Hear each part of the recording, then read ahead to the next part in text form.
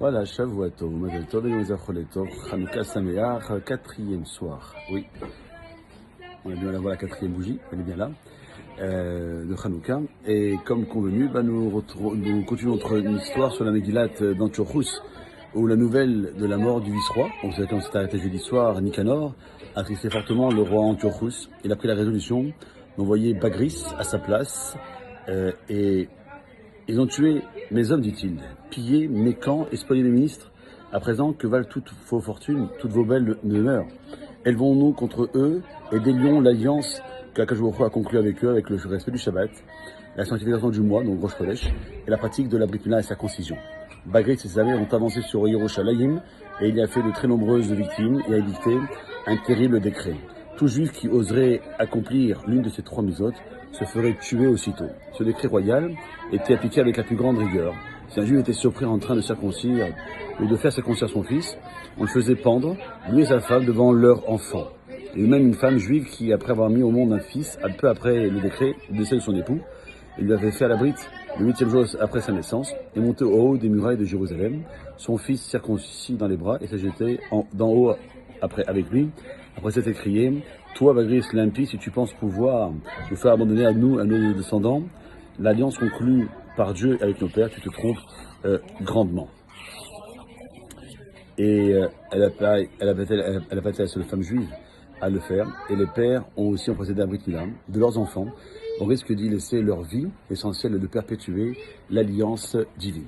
La suite, on verra la suite demain. Merci Hachem. En attendant d'avoir profité de cette histoire pour raconter une histoire du Baal Shem Tov, qui est une ségoula pour, merci Hachem, avoir une bonne panassam pour cette nouvelle semaine.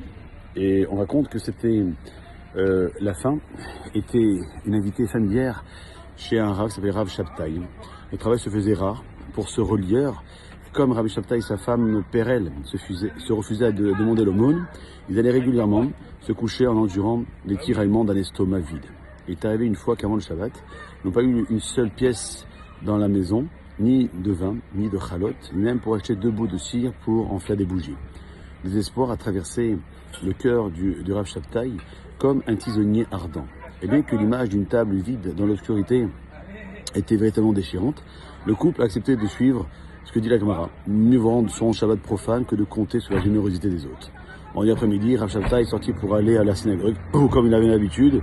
Il a passé le reste de la journée à lire les Teilim et la section et la paracha de la Torah de la semaine, et ceci avec le silence paisible qui régnait dans le lieu, a soulagé quelque peu son esprit accablé.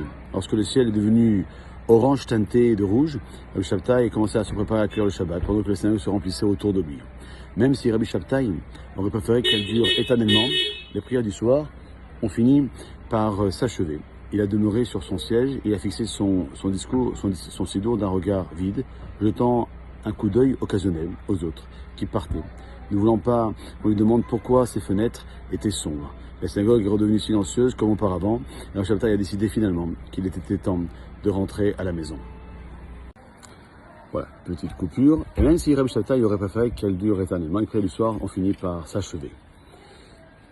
Cependant, quelque chose n'allait pas. La vue des bougies scintillait chaleureusement derrière la vitre crasseuse qui a fait fondre le cœur de Rabbi Shabtai. Il était sûr que c'était sa maison.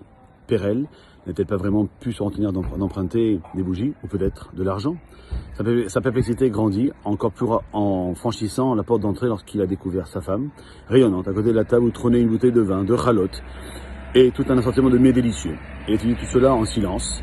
Rabbi Shabtai s'est dit que s'il demandait une explication à sa femme, cela pourrait gâcher la beauté du moment et supprimer la joie qui se lisait sur son visage. Il désirait de ne rien dire. Il a rendu le sourire de Perel. C'était ainsi un miracle, Shabtai dit Perel, en discernant les questions non posées de son mari. Cependant, pendant que tu étais parti, j'ai commencé à nettoyer la maison et je suis tombé sur une paire de gants que je ne savais même pas que nous en avions. Ces gants, Shabtai, avaient de gros boutons dorés. Ils étaient aussi chers, car une fois que je les ai coupés, ils sont vendus pour une somme considérable. Tout ce que tu vois ici, dit-elle, en désignant la somptueuse table, a été acheté avec cet argent. Une soudaine vague de gratitude a envahi le cœur de Rabbi Shabtai. Dieu leur avait prodigué dans leurs besoins. Il s'est mis à danser autour de la petite table, frappant des mains, avec un chant spontané sur ses lèvres. Perel s'est mis à rire, les soucis de la pauvreté habituellement gravés sur son visage avait disparu sans laisser de traces. À des kilomètres de là, assis à sa propre table de Shabbat, le Baal Shem Tov s'est mis également à rire. Le son chaleureux a résonné dans la salle, malgré le grand nombre de disciples qui s'y trouvaient réunis.